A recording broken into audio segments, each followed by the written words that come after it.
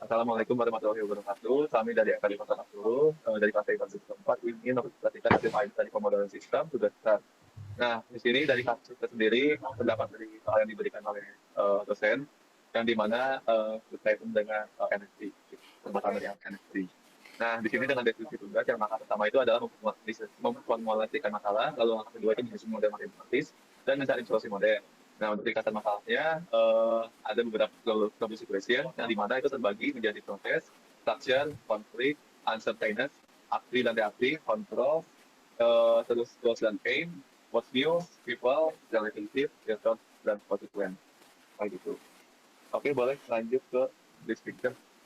Untuk di rich picture-nya sendiri ada beberapa komponen. Yang pertama ada pabrik pengerjaan, bukan X1 dan X2, overhead dan biaya tetapnya, biaya pabrik pulp, labuan ekspor, pasar ekspor Inggris, kayu finishing, kayu konstruksi, works on scraps and of cuts, pengangkutan log, pengolahan log kayu dan kayu halus, penebangan log dari hutan F1 dan F2, tolong keluar lagi, proses pengerjaan, proses stop, quality control, lagi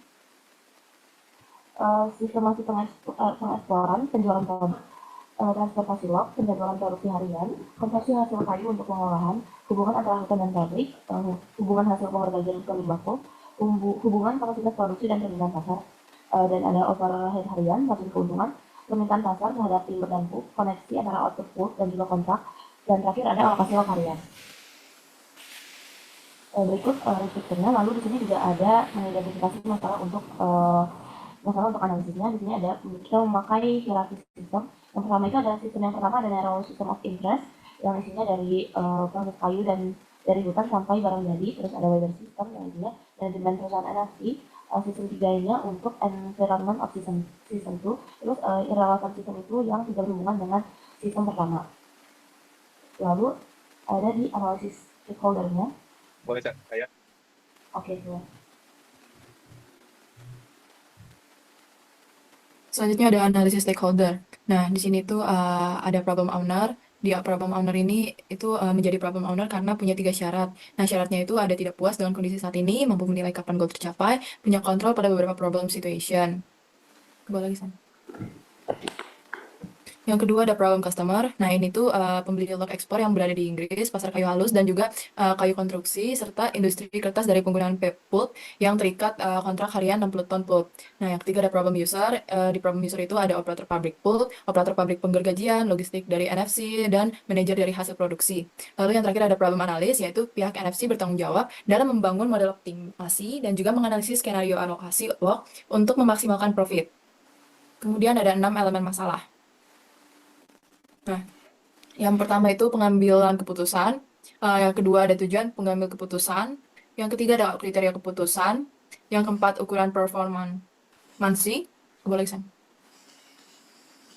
Yang kelima input kendali, alternatif jalur aksi atau alternative course of action, dan yang terakhir ada konteks.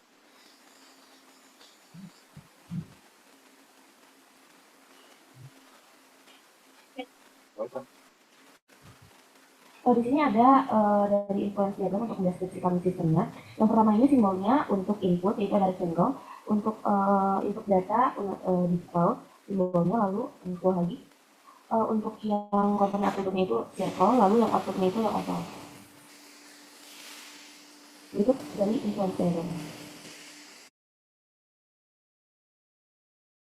Nah, berikut di sini ada model matematisnya yang dimana ada beberapa simbol yang ada simbol-simbol. Yang pertama itu ada TC total cost, TR itu ada total keuntungan, P itu volume pulp, T volume consumption, DT itu volume timber yang ada di produksi, terus X1 juga itu volume log hutan X1 yang dialokasikan ke sawmill, X2 volume log hutan X1 yang dialokasikan ke ekspor, X3 volume log hutan X1 yang dialokasikan ke sawmill, Y1 itu tuh hutan X2 yang dialokasikan ke sawmill, Y2 itu F2 yang dialokasikan ke ekspor, Y3 volume log hutan F2 ke alokasi untuk sawmill. Nah, boleh di sini saya.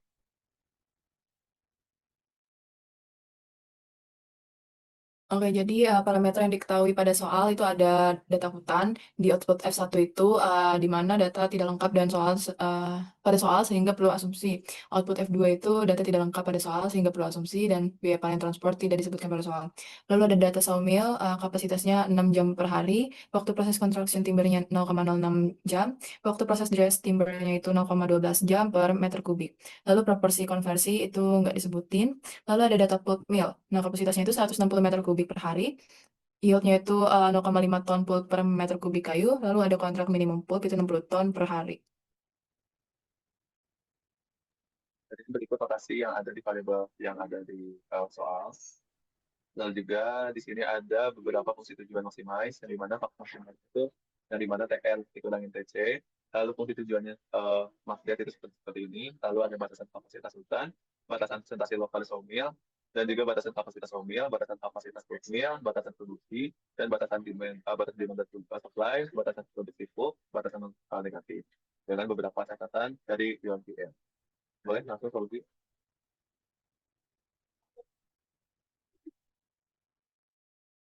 Solusi. Oke. Jadi solusi yang didapat itu seperti ini. Maximize-nya didapat dari perhitungan. Di bawahnya ada nggak, Sen? Lagi. Nah, pokoknya maximize-nya itu kita bisa cari dari si hasil-hasil yang ada di soal. Sehingga akan mendapatkan tadi itu 132. Coba lihat ke atas lagi, San. Terus. Nah, 132, 150, 100, 132, 150, dan 100. Dan net profit yang kita dapat itu sebanyak 9,320 euro per hari. Baik, mungkin cukup segitu saja dari presentasi dari kami. Mohon maaf bila ada kesalahan data atau kesalahan dari kata kita. Terima kasih. Assalamualaikum warahmatullahi wabarakatuh.